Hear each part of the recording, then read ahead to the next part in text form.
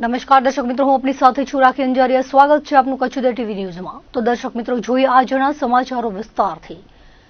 ગાંધીધામમાં વેપારી સાથે ધંધામાં ઠગાઈ કરવામાં આવતા મામલો પોલીસ ચોપડે ચડ્યો હતો. ફરિયાદી અપનાનગરમાં રહેતા કિશોર ભાનુશાલીના જણાવ્યા પ્રમાણે ફરિયાદીને રિફાઇન્ડ ઓઇલની જરૂર હતી, જેથી આરોપી લખનૌમાં રહેતા અગ્રવાલ બ્રોકિંગના કમિશન એજન્ટ સંજીવ અગ્રવાલ સાથે પરિચય થયો હતો.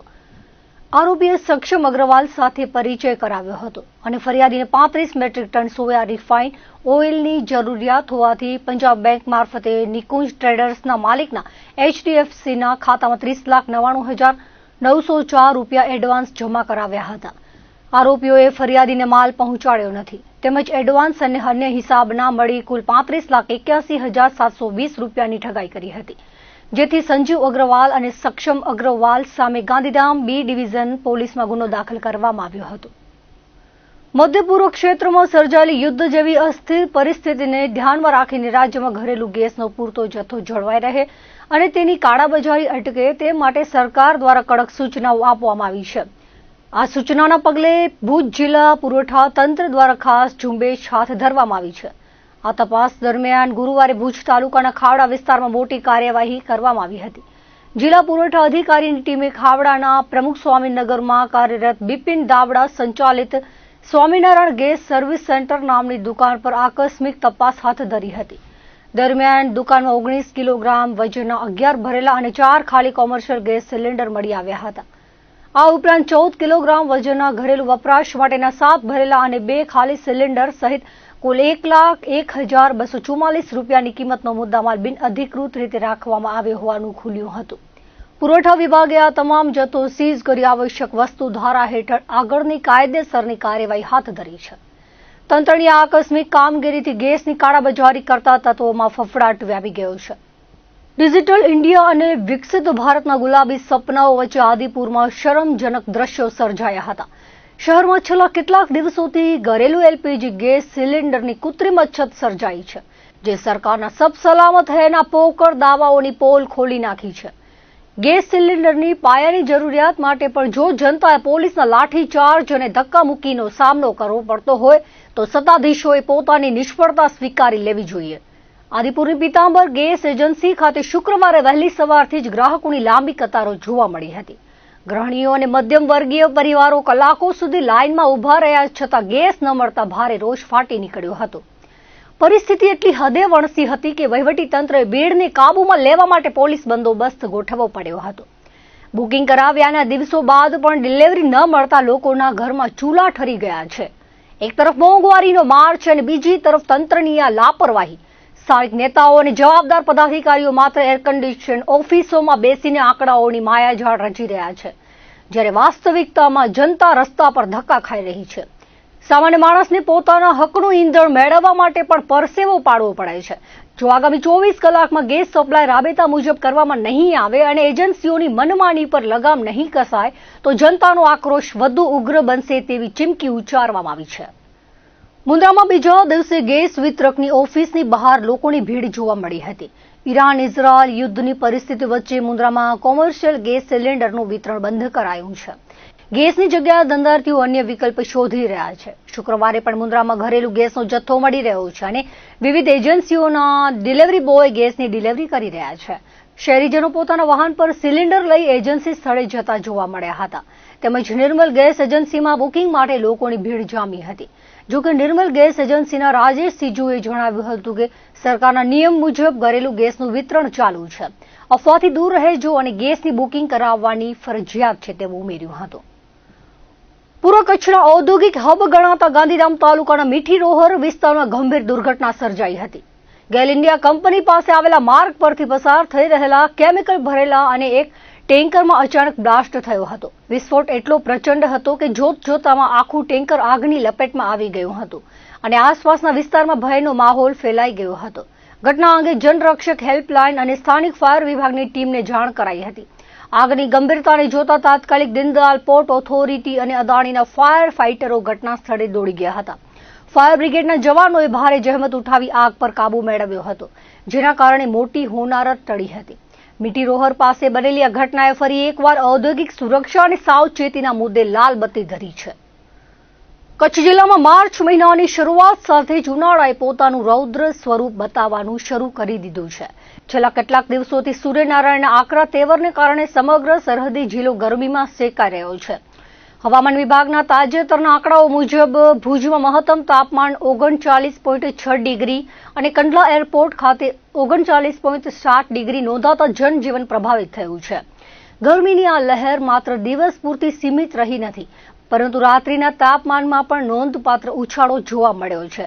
ભુજ સહિતના વિસ્તારોમાં લઘુત્તમ તાપમાન 20 ડિગ્રીથી ઉપર નોંધાતા રાત્રે પણ ગરમીથી છુટકારો મળતો નથી.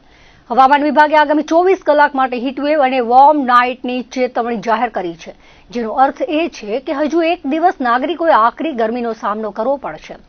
બપોરના સમયે રસ્તાઓ પર સ્વયંભૂ સંચારબંધી જેવો માહોલ જોવા મળી રહ્યો છે અને આકરા તડકાને કારણે બજારની રોનક પણ ઓછી થઈ છે.